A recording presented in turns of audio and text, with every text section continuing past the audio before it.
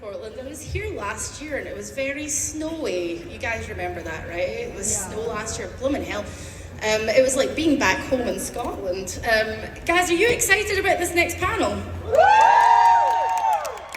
I can't hear you. Are you excited? Yes, me too. My name's Claire. It's lovely to meet you all.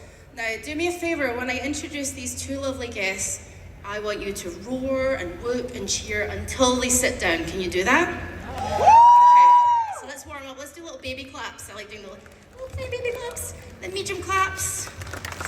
Okay, now huge claps, huge roars. Please welcome to the stage of Rochelle Lefebvre and Peter Facinelli.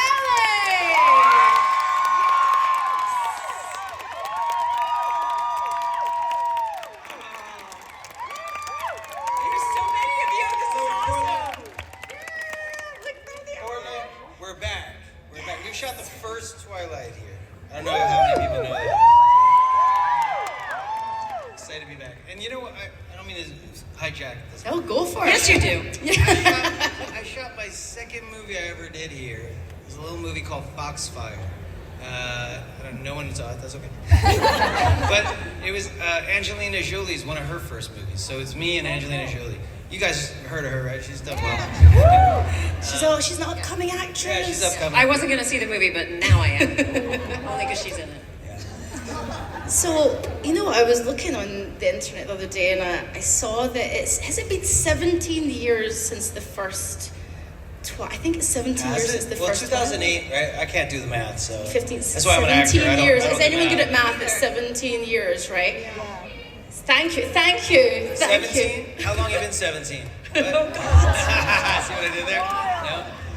It's so embarrassing. Dad jokes. I'm 350-year-old dad. You have I dad got jokes. A lot of dad jokes. I feel like I'm doing a panel with a dad from Bluey. I feel like when you get to a certain age, a certain point, it's okay to throw out a dad joke. It's fine. Like we'll allow it. Okay. I wanted to ask you guys because you're in a sort of unique position where, it's been 17 years. People still love those films, which is evident today. You've watched the fan base grow up. You get to meet them. What is that like as actors? It's such a long time ago that you did these roles, and you get to watch this fan base grow up. How does it feel for you? Yeah, I'm having a completely different experience this time around, which I love because I have kids now. And when we made the movies, the man that I have kids with, his name is Chris, my husband, I didn't even know that he existed. Like, we hadn't even met yet when we made these movies. And now I have children, and I'm meeting people who saw Twilight apparently 17 years ago, and they're introducing me to their children who they have just shown the movie to, who've just discovered it. And so it's such a beautiful parallel with my own life. It's kind of like experiencing it all over again. Your kids, they're too young to see the Twilight movies, yeah? They are, and my husband taunts How old them. are your kids? 5 and 8. But my husband taunts them, like every now and then he'll be like, if I get cranky at night, like if there's parents in here, you get me, like it's night, like please go to bed, please go to bed, please go to bed, go to bed. And so my husband will be like, hey, you guys want to see your mom eat somebody? And they go running, and they're like, no! And that's how we put them to bed sometimes. That's good parenting right there. We have a therapist fund. If you guys want to come to my table and contribute to my kids' therapist fund, come see me. Peter, you've got quite a few kids, actually, and some of them are grown up. Is that correct? I live in a shoe with 99 of them. So how old is your oldest kid? 27. So back... 22, 18, and then I have a 2-year-old. So what did they... Can you name them all? Yeah, can you name them? Jack, Luca, Lola, and Fiona. So your older kids, what did they make of the Twilight franchise? Well, my oldest was 15 when it came out, so that was the heart of it, and she was really excited for it to come out. And but I think when your dad's in it, kind of ruins it for you. So she'd come to set, and she was like playing it cool around Rob and around the cast. And then when the movie came out, like all of her friends liked it. She was like, "I like Harry Potter." I was like, and I came home one day with a Twilight leather jacket that the studio gave me. It had the Cullen crest on it. Like any 15-year-old would be like, "Oh my God, I have to have that." And I go, "Hey, do you want this?" She goes, "I'm not gonna be a billboard for your movie, Dad." I was like, "Okay," but she loves it now that she's older, and then her sister loves it. But the 18-year-old, still, I don't, maybe it's because I'm in it. They're like, Yeah. they're Harry Potter fans. But, yeah, so what was the question? So yeah, I got a lot of kids. It's that way, like, I think when you're younger, you know, especially when you're a teenager, you're kind of railing against Yeah. a little bit and trying to rebel against what your parents think is cool. And now as I'm older and I'm in my 40s, I like 10cc and Yes and all these bands that my parents loved so much, and I find myself doing the same things as them. Are you like that now? Do you feel that coming around now? Yeah, I totally get that. It's funny you say that about the rebelling thing, because obviously when Twilight came out, I did not have a teenager, but I did, and still do, have a sister who is 18 years younger than me. So she was in, I don't know, junior high or whatever. She was young when it came out. And I remember her job was, like your daughter, to be professionally unimpressed. That was her job, was to remind me that I was the least impressive person that anybody had ever met. And she was like so cool about it. And then one day she called me up and she went, okay, you win. I think you're cool. And I said, oh my God, what happened? And she said, today, the most popular girl in our whole school wore a t-shirt with your face on it. Love that. That's a great, like, arc of a story. That's how I got it. What do you think it was? What is that magic that you think the franchise captured that has people still sitting here today wanting to hear you I speak? mean, I think when I first got call from my agents, they said, "Do you want to do a vampire movie?" I said, "No." I said, "What?" I said, "I thought it was like bats and caves and blood and guts and like." I said, "It's based on this book. It's got a small following." At the time, I had a small following; it wasn't huge. And they said Catherine Hardwicke's directing it, and I said, "Oh, I like her." And then I said, "Well, do you have a script?" And they said, "No." I said, "Well, when's the audition?" They said, "Tomorrow." So I was like, "Okay." So I went to the bookstore, I got it. And I started reading it, 2 o'clock in the morning, my eyes are like bloodshot red, and I was like, this is really actually fun. It's a Romeo and Juliet kind of, love story set in this vampire world. And so I think the elements for me that I enjoyed was this forbidden love story, and also family. I think as you get older, and I saw it when I read it too, for me it was also about family. And it could be blood family or chosen family, but family that's there for you, that's just so supportive and has your back. And I thought that was a lovely thing. So if I had to guess what the elements that resonated with people, it would be, Rob Pattinson's hair. He has great hair. And then the love story, and then Rob Pattinson's hair again, and then the family aspect. I actually, I want to answer the question, but I have a funny story about Rob's hair, which is that when we went to Comic-Con for the first time, we were in room H, which I now know Hall H is like the biggest, right? You're like, oh my God, we're in Hall H. And so there were, I don't know how many people there. And we had microphones and everything, but still, Rob does this thing where he goes like this. Yeah, I'm sure some of you have seen that.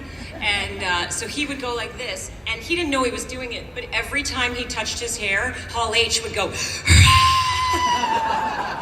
and so at one point, I think I caught either the moderator, I can't remember who it was, but somebody quietly asked him to stop touching his hair because they couldn't hear us talking, because he would just, and I thought, I think that's when I also understood, like, oh, this is gonna be something. Like, this kid touches his hair and everybody in the room is losing their mind. I think this might be popular.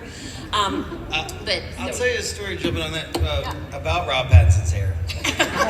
Because This is the Rob Pattinson's hair panel. Yeah, it almost went really in a different direction, which I don't think we might even be sitting here if it did. I don't know if you even know this, were you there for the early rehearsals? Like, no, it was the last person cast. Okay, so you weren't there yet. With an audition that was also 24 hours before. Okay. I want to hear that story in a second. I showed up, and I was like, okay, I hadn't met any of the other cast. I met some of them on the plane. And then I met Rob, and he didn't have the hair that he had in the movie. They put extensions in his hair. And he looked kind of like the Geico caveman. It was just like long and weird and scraggly, and it was like, oh, okay, so that's it. That's Edward? And they were like, yeah. That's Edward? Yeah, okay, nice to meet you.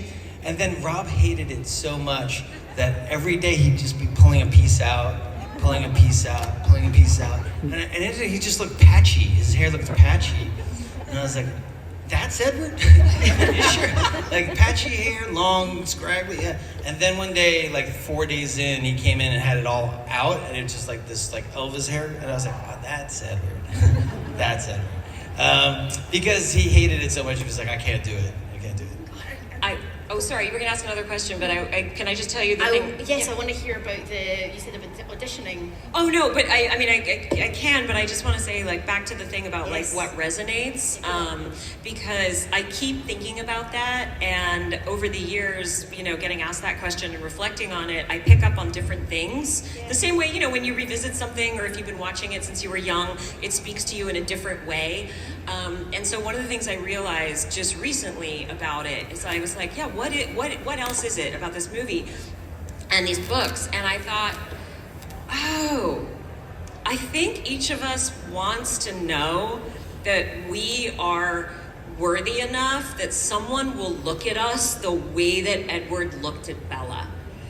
Like, and that doesn't have to be a love story. Like that, it's just this idea that like everyone deserves, all of you. So I get a little pep talky. Sorry, if you follow me on Instagram, you know I'm a little preachy, but I'm a mom, so forgive me. But I'm not going to miss this opportunity to just say like every single one of you deserves to have at least one person in your life who looks at you like they want to eat you. like they want to eat you. Thank you. That's exactly right. That's exactly right. And you knew what I was going to say, so we'll leave it there. But it's exactly right. I love that. Like, I think that's really important. I think that's why people connect to the work in that way, because we're all human at the end of the day. That's what we want, connection. Yeah. And storytelling is connection regardless of the story. Speaking of storytelling, I wanted to, we're going to ask you guys for questions in a moment, but I wanted to ask you about acting in general and the craft of acting, because somebody said something to me. Now, I'm not an actor, but I've been doing this for a long, long time. They said to me, do you know what, you must love doing your job because you must love being in the limelight. And I was like, that is not the reason why. And I think I wanted to ask you about dispelling myths about being an actor. I think people think actors are naturally confident, that you might want the limelight. I'm an introvert, and I think a lot of actors that are friends of mine are introverts. What myth would you say that you'd like to dispel? What myth would you like to dispel about being an actor? About being an actor because you love the limelight. Oh, yeah. I mean, I was super shy in high school.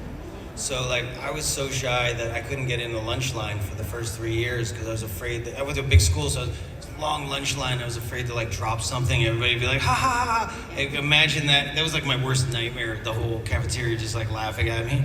And so I was just like, there's a pretzel lady in the back, sold pretzels and an orange juice, and I'd dart there, get a pretzel and orange juice, sit down before anybody could see me. So for 3 years, I ate pretzels and orange juice for lunch. But then I took an acting class, not till college, really. And I felt like it helped me with my shyness because I could be anybody then. I could explore different parts of myself because they weren't looking at me, they were looking at the person I created. And I guess I realized you could do that in life. You could create a character that you want to be in real life, and you could be anybody when you walk out your door. So that's a beautiful, message to have.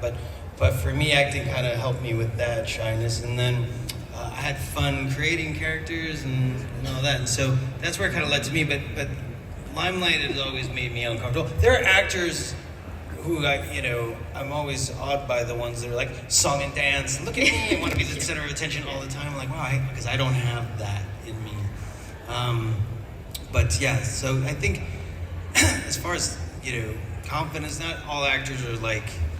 There's a persona that we have to play too for the red carpet, just to get on there and feel confident. Feel I call good. it the representative. Yeah. I'm like, I said to my friends or whatever, and they were like, oh, what are you doing there? And I'm like, I have to go be the representative of Rochelle Lefebvre at the red carpet. I hate it. Yeah. So I mean, yeah, that's, for me, the acting is more about the work, and if people like it, then, and they celebrate the work, then that's what a celebrity is. Yes. I think too many people nowadays just want to be a celebrity and be Instagram famous and just want to be this influencer and just want to, be seen without having anything to back that up. And I don't have that in me. Like for me, it's just like, hey, you like my work? That's cool. You want to celebrate that? You know. You don't want to be famous for being famous. Exactly. Yeah. Infamous. I don't.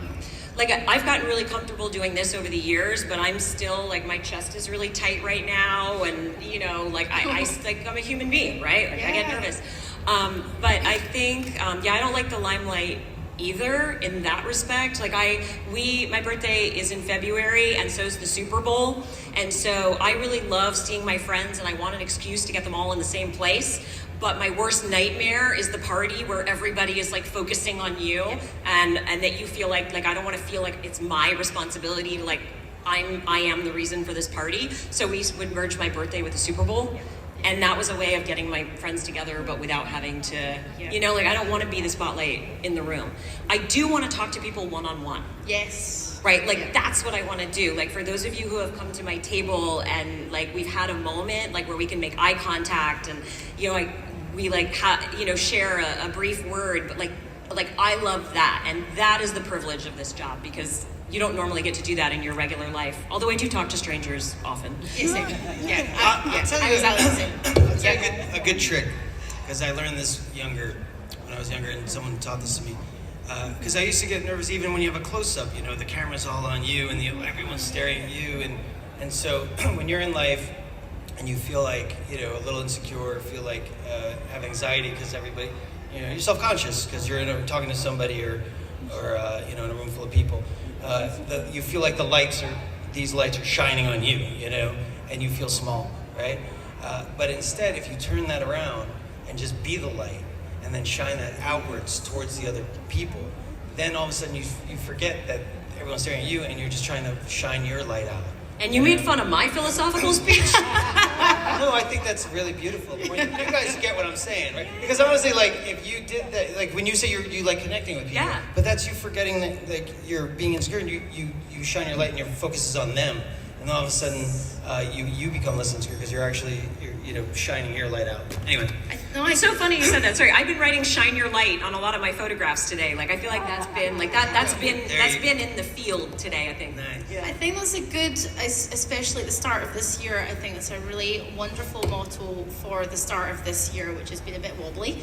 And to be kind and shine a light on people and give love, which sounds a bit cheesy, but every time I feel depressed or down, I come and do my job. It feels nice to kind of give out, It does, and I think, there are lots of times in my life where I feel powerless, right? Like some world event or something that's happening in my community or something that's even happening just in my personal life, and I feel like, what could I possibly do to change this? And then I have this moment where I realize that, well, I can't do anything about that, but what I can do is participate in creating the world I want to be living in. So I have this vision of how I want the world to be. And I just go, well, nobody's in charge of me, so why can't I live in that world already? Like if I want to live in a world where everyone is kind to each other, I don't have to wait for a world where everyone is kind to each other. I can just be kind to everyone, and then that's me living in that world. And so I feel like it is a way to kind of feel powerful in our own lives, like we do matter and we can change things, and that kind of pulls me out of the dark. I would also like to live in a world where chocolate is 0 calories. Kind of want that world to exist. I want that too. I want that as well. I was at a restaurant once, and somebody at my table said, "Is this fat free?" And the waiter said, "Oh yeah, that fat is free. You don't have to pay for it." I didn't understand it, but I thought it was a great line. And before we get to the fan questions, I've got one more thing to ask you guys. Looking back and thinking forward as well, where are you guys at now as creative people in your careers right now? Like, what is it you're looking to do in the coming years, or this year at least? My honest answer, I have a 5-year-old and an 8-year-old, so I like shorter jobs now. Like, it's less about the content in this moment of my life. It will later go back to being about characters and people I want to work with, and I still have that list and I still have that. But right now, honestly, when I get offered a job or I'm auditioning for something, the first thing I look at is how long does it film for and where does it film? Because I don't want to be away from my children for that long. So it's not an interesting answer, but it's the honest answer. Oh, it's a life answer. It's a life answer. Yeah, 100%. What about you, Peter? I've been doing a lot of directing and producing and writing, so just extending storytelling. Because as an actor, you tell your story as one character, and you use your voice and your body, and you say the words. As a director, you really get to tell that story. That's your medium in film and television, and it's so beautiful to have that, because I get to collaborate with all the departments and work with the actors and work with the hair and makeup department and the wardrobe. So I love doing that because it feels really fulfilling. And then writing is like, you create the story. So it's a very meditational kind of creation, because you're sitting there going, oh, and then Bob gets hit by a bus. Oh, no, I like Bob. Bob nearly gets hit by a bus. And you get to like shape the form of these characters, and so that's fun. And then producing, you kind of are building a team of people to help tell the story, or finding a piece of property to help. So I get to now pick stories instead of wait for scripts. Go out and seek the stories I want to tell. And so there was I'm going to jump into this really quick. My brother-in-law called me, and he owns a pharmacy in New York. And he said, hey, as a New York accent, I'll do. Hey, Pete, I talked to this guy. He gave him my story. He's got a book. I told him you'd make it into a movie. I was like, well, why'd you tell him that? I don't know. It sounded like a good story. I was like, it's very difficult to make a book into a movie, or just, to make a movie in general. And he's like, oh, I told him you'd have lunch with him. He's coming to LA next week. So I was like, Peter, just tell him you're writing a story about Bob and this bus, and it's really important. So I ended up meeting with him just because I read the book and I thought it was cool. And it's a beautiful story about a dad who has this autistic son, and he feels like he's failing miserably, and then he realizes his son has more to teach him about love and life than he could ever possibly teach his son. And it's such a beautiful story. And so I was just giving him some advice for the first couple of months. I had no intention to really taking it on. And then he said, hey, he had like 2 other producers that were on. He said, they fell off. Would you produce it? And I was like, I have so much stuff on my plate, and it's so hard. It's like dragging boulders of hills to try to get something off the ground like that. But I did, and I got it made, and I got it made at a studio level, and Lionsgate produced it with me, and it comes out in February. And it's called The Unbreakable Boy, and it's such a beautiful story. Zach Levi stars in it. I read the script. I cried. Did you read that script? I read the script. I cried. It's unbelievable. Yeah. Please see this movie. Yeah, run to the theaters to see it, because it's such a like, you'll just take family and friends. You'll hug each other. You'll like laugh and cry, and but I'm really proud of it. So yes, so that's what I'm doing. Good luck with it. Yeah, I hope it goes well. Unbreakable Boy, February 21st. Megan Faye's in it. Zach Levi. Me, Drew Powell. It's a fun movie. You guys gonna go see it? Yes! If you love Twilight, you will love We have so much in common, these two movies. I mean, they're both books. Let's have a round of applause for the first part of the panel, please. Okay. Right, we've got a wee mic up there. I sound like my mum. Oh dear. We've got a microphone up there.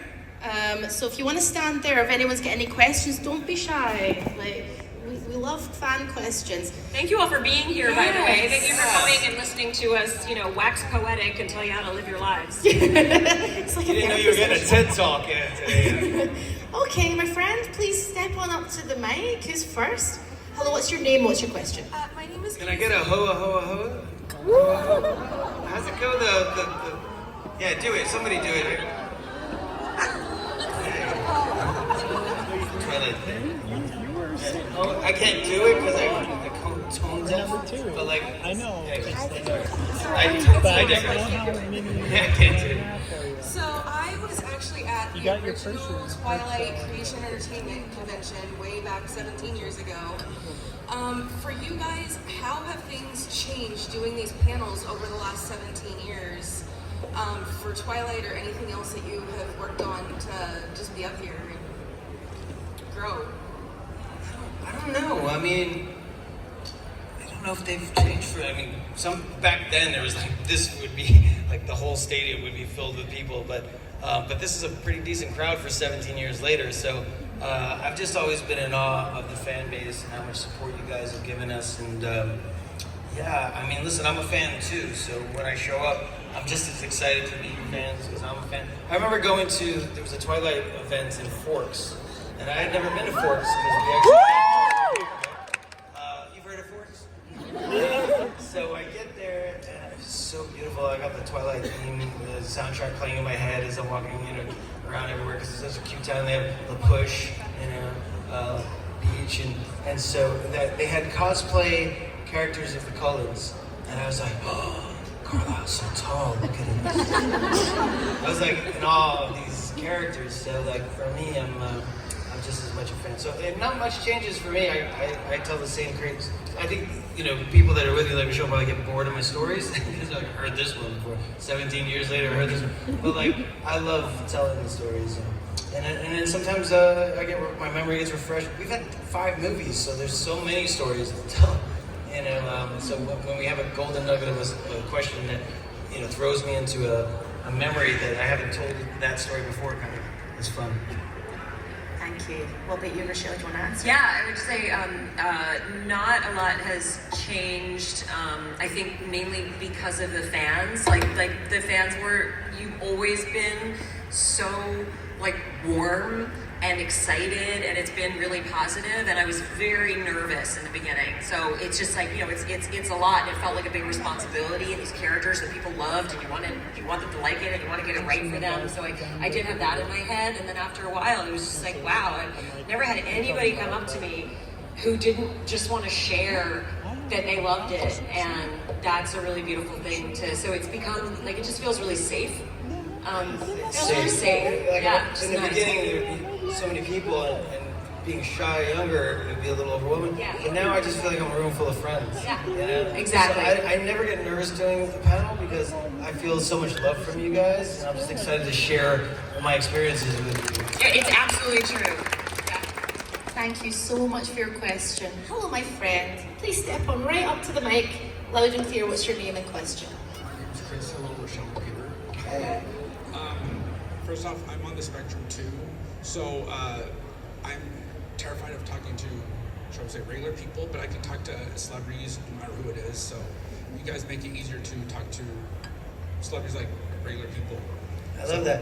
So when you meet regular people, treat them all like they're celebrities. Easier said than done. This is actually a 2-part question because it's for both of you per se. Peter, you being Renesmee's grandpa, very sexy grandpa, just for the record. How do you, because Bella and Edward were the only ones that had an issue with Jacob imprinting on Nestle. How do you think, you being a protective dad for your kids, how do you think that he would have felt with Jacob imprinting on his granddaughter? Yeah, no.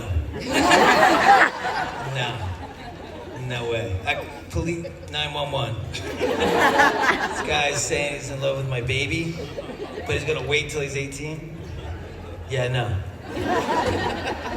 No. That was the only acceptable answer, by the way. They'd be in jail. And Rochelle, this is for you. How do you feel if you had the chance to be in Eclipse, which I wish pretty much all of us wish you had been in Eclipse. Thank you. Thank you. I know the ending is already in the script, but how do you think the fight would have gone with you as Victoria against Edward? I think I would have won. I think they would have had to shoot a different movie. I was telling Rochelle, we were walking over, I said, she has such a fierceness in her character. Like, sometimes Rochelle gets me nervous. Like, she might attack me sometimes, like, if I say the wrong thing. She has this edge that's so great for that character, this danger that you can't fake. It's just inner, like, the claws will come out, so always just trying to be nice around her. Thank you. I may be 37, but you were the ideal dad figure when I was older, so thanks for being a great father. Oh, thank you so much. Thank you for being such a sweetheart. Thank you. Hello, my friend, right up to the mic. It's quite quiet, so get right up to the mic and what's your name and question? My name is Edith, and my question is for Peter. I actually own 3 copies of each movie. But my question is about the Renesmee doll. The what? Renesmee doll. Renesmee doll. Yes. Was it hard to film the scenes for that doll, with that doll? Because I've seen it, it's pretty creepy. I mean, I think it was harder for, Rosalie to hold her, because she was the one holding her, I mean, I just had to look at it, which was weird. Try not to look at it, and try not to stare it in the eyes. I don't know why they did that. I thought it was a practical joke. I was like, that's funny. Where is it? No, I saw it for the first time, and I did the Forever Force Twilight convention last year, and it was amazing. And they have it, they have her in a museum, and that was the first time I'd ever seen the doll, and I had exactly the same reaction where they were like, "And this is the Renesmee doll," and I just went, "No." I think there's a horror movie starring Renesmee doll. This which is the would be person really who good. designed the Chucky doll doing Yeah. their interpretation of Renesmee. Yeah, I think it's scarier than the Chucky. It's terrifying. But I don't know why they made it that way, because it was like, it was animatronics, which I get, because you can't get a real person. It was supposed to look older than it was, and I guess they were always planning on like doing some CGI. But did they have to make it that weird looking? Like it could have been not so weird looking. Right, like we have the Also, it was technology. super heavy, so it was heavy to carry around, and then you had two people like underneath controlling it. And this weird face would go on, the hand would go on Rosie's face. That was just weird. The whole thing was weird. When you say Renesmee doll, like I get this burning image of that face in my head, and I try not to get it out. But yeah, I still don't know why they did that. I'd like to know who created that. I'd like to know the person who created that. They could have. That should have went the way of Rob's extensions. Thank you so much for your question. Thank you. Right up to the mic. We're having a bit of trouble hearing. It's very quiet, so don't be shy. Right up. What's your name and question? Hi, I'm Hannah. Is this better? Can you hear me well? Yes. Beautiful. Okay, my question is, what is your guys' favorite memory from making these movies? Ooh, that's a lot of memories to go. Yeah. I think my favorite was the day we filmed the baseball scene, and it just rained the whole time. Yeah. And we were freezing cold, and like drowned rats is how I was like, we're just gonna look like drowned rats Yeah. on the screen. I don't know how we pulled it off, or I hope we pulled it off, but and I remember we were freezing cold, and it had been hours and hours and hours, and we were very bored, and actors find lots of really silly ways to entertain themselves on set, because you spend so much time waiting around while they move the camera and the lights and whatever. And I remember at one point we started singing different songs, and we would insert the word vamp or vampire into the song. And I don't remember, and we went around, and I don't remember any of them, except I remember going, "I'm staring at the vamp in the mirror." That's the only one I remember. But that's like a really fond memory, and I can't hear that song ever without immediately being right back on that baseball field, like drowning in the rain. And, yeah. Yeah, baseball was our first day of filming, and so we rehearsed. We had rehearsed for like a week before indoors playing baseball, which was super fun. We got to bond with the cast, and then we went out first day, and it was like I remember everybody was kind of like a lot of pressure. Just first day, it's like going to first day of school, and Catherine was super nervous too. And then we got there, and it was just raining, but it was supposed to be cloudy, so sun is bad, too much rain is bad. There's a sweet spot that we weren't hitting, and it was a lot of rain. And I turned to Renesmee, Esme, and I said, "You look terrible." And she was like, "Yeah, you look terrible too." My makeup was just running down my face. The hair was all matted. I was like, "No one's gonna see this movie." She's like, "Yeah, thank God." I remember that, and we were all convinced none of us were ever gonna work again. Well, it was like an Ed Like- Wood set, because Yeah. we shot 3 hours, and then all of a sudden we were huddled in this little cabin, because like a tool shed, and everybody's like shivering. And the first AD, the assistant director, turned to Catherine, and she said, "So what do you want to do? Do you want to go to a cover set? Like, what are we gonna do?" And she goes, just put hats on people. You wear a hat, no hat, hat for you, no hat." And I was like, "We just shot 3 hours without hats. How's that gonna work?" And then all of a sudden, like somebody, but genius. Like, she was kind of genius. We didn't know the genius that was happening, So when we went home that night, we were like, "Yeah, this movie's gonna be terrible." But now that I direct, I understand what she was doing, because she was going, okay, if she moves to a cover set, she's going to lose hours of time putting everybody in vans, going, and she won't make a day, right? So it's better to throw out the first couple of hours of filming, put hats on a couple of people where you don't see the wet hair, and certain people's hair didn't look matted, so they didn't need. And then knowing that the rain doesn't really show up on camera unless it's like really raining hard, she could get away with it. So she kind of restarted the day at 3 hours in, but she actually saved so much time because she didn't go on location move. So she was sitting there playing her genius hand, and we were all going, this is bad.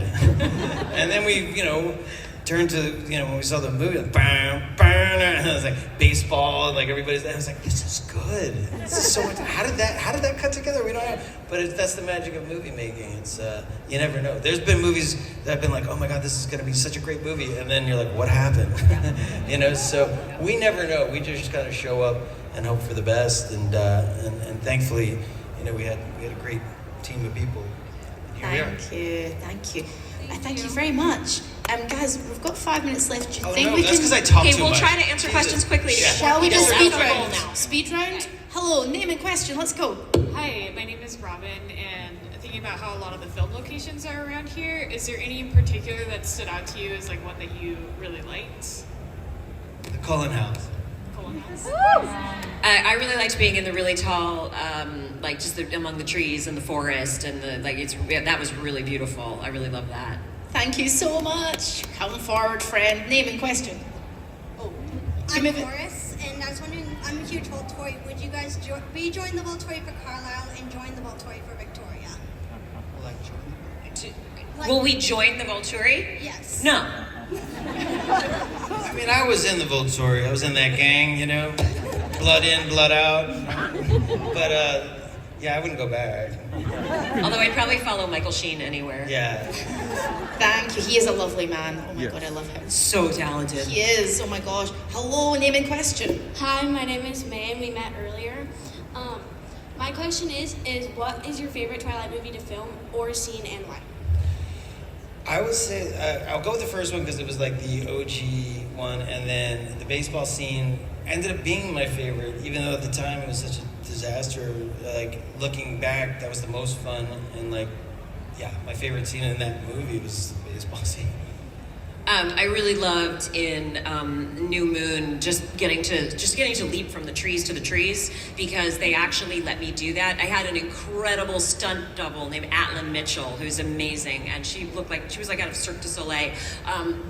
So she did the things that I absolutely couldn't do, but they let me do a lot, and so they gave me harness training, and they sent me out into the woods with a crew, and they put me 100 feet up in the trees on a harness, and then they would just be like, okay, now go to that tree, and I would like push myself off and swing to the next tree, and I got to do that for days, and I swear I've never been happier. Thank you so much. Thank you. Hello, what's your name and question? I'm Daddy. I'm Lucas. I'm her dad. Of course, she met you. But I have her brother is a nonverbal 14-year-old autistic, my son, and I hope there's events where we sensory. Obviously, you're learning. There's you can't be here. Like the movie theaters. Hope there's more friendly or act events that I could bring him and he could So I don't even know if I could bring him to your movie. Yeah, that's a good idea. I'm gonna look into that. I appreciate that. Thank you. Also, thank you so much for advocating for your kid. We gotta advocate for the things our kids need. Well done. This will be the last question, I'm afraid. So we got to this sparkly person. You look amazing. But the four of you who are in line, just Yes. pop by the tables and ask your questions. We'll answer your questions. Sure. Thank you for waiting and loving your outfit. What's your name and question? My name is... Do you sparkle in the sun? It's summertime, yes. My sister wasn't able to come, and her birthday's coming up. I was wondering if you'd be okay with me recording you saying happy birthday to her? Absolutely. Okay, all right. What's her name? Alexis. You gotta say action. Action! Happy birthday, Alexis. Happy birthday, May you live Alexis. forever. 3, 2, 1, Sorry everyone. you can't be Happy here. birthday, Alexis! Guys, let's have a round of applause for the fan questions. Thank you guys. Those are really great questions. Thank you. Rochelle and Peter, it has been an absolute pleasure an honor to sit with you and speak with you both. I've really enjoyed it. Likewise, Claire. Thank you so much. Thank you. It's been absolutely wonderful, and you guys are You guys are gorgeous. so awesome. Thank you Yeah, for thank you for being here. Really. Appreciate it so much. Round of applause for these beautiful human beings, Peter and Michelle. See you at the tables. Come say hi.